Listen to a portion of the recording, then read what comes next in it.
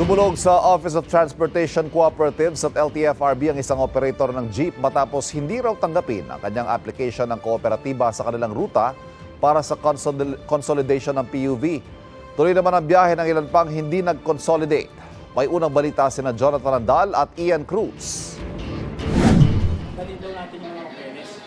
Bumalik sa LTFRB si Mang Pedro Dulin para sana ihabol sa modernization program ang 3 jeepney niya sa rutang Binangonan-Edsa Show.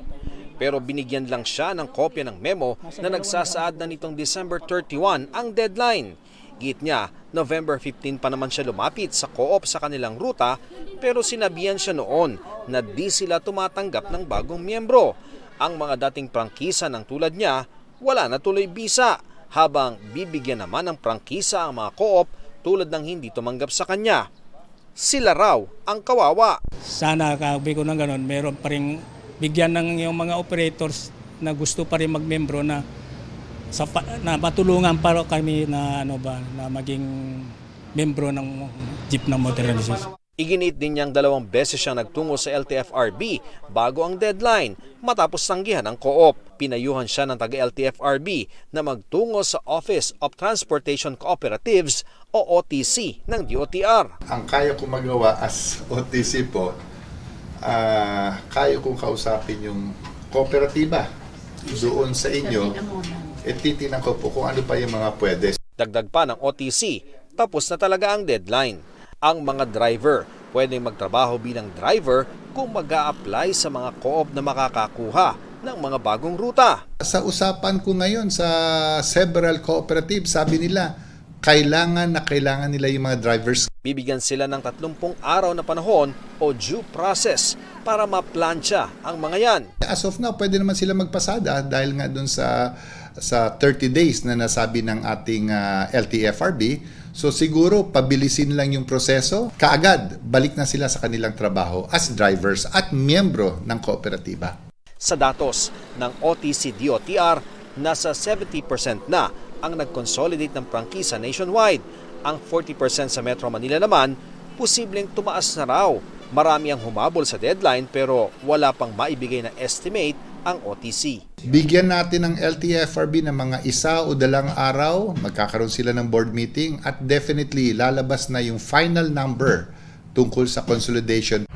Mahalagang malaman kung ilan talaga ang nakahabol magpa-consolidate at kung sasapat sila para sa mga commuter. Sa elliptical road sa Quezon City, marami pa ring traditional jeepney dahil marami raw ang umabot sa consolidation. Pero ang problema ng isang driver, paano kung kailangan ng magpalit ng bagong unit ng modernong jeep?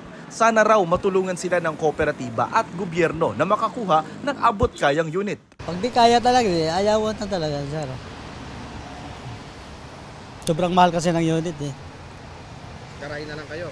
Karain na lang. Ang gano'n na lang.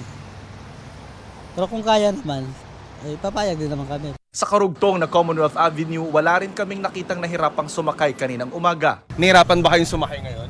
Hindi naman po. Mga ilang minuto kayo nagantay bago makasakay? Wala pa, mga 5 to 10 minutes na. Marami ring jeepney sa rutang Tipas-Pasig. Tuloy din ang biyahe nila kahit wala ni isa sa 100 jeepney sa grupo nila ang sumali sa anumang kooperatiba. Alam naman natin ang ibig sabihin ng consolidation, kung saan loob mong isinusurrender yung prangkisa mo. Kaysa isurrender namin ang prangkisa namin at makinabangan ng mga negosyante, hahayaan na lang namin mabulok ang sasakyan namin dito. Sa memorandum kasi ng LTFRB, nakasaad na pwede pa rin pumasada hanggang katapusan ng Enero ang tulad nilang hindi sumali sa kooperatiba sa mga rutang wala o di kaya'y mas mababa sa 60% ang nag-consolidate ng mga jeepney. Bit-bit ni Abraham ang kopya ng memo dahil nga hindi siya sumali sa consolidation. Ito yung para na kung sitahin kami, pinakikita bigay may 1 buwan pa kami na inaayos nilang Sinisikap namin kunin ang panig ng LTFRB kaugnay niyan, pati yung mga nagabol ng prangkisa tulad ni Mang Pedro Dulin. Itong unang balita, Jonathan Andal, Ian Cruz para sa GMA Integrated News. Kapuso, para laging una ka sa mga balita, bisitahin at mag-subscribe sa GMA Integrated News sa YouTube. Sa mga kapuso abroad, samahan nyo kami sa GMA Pinoy TV at sa www.gmanews.tv.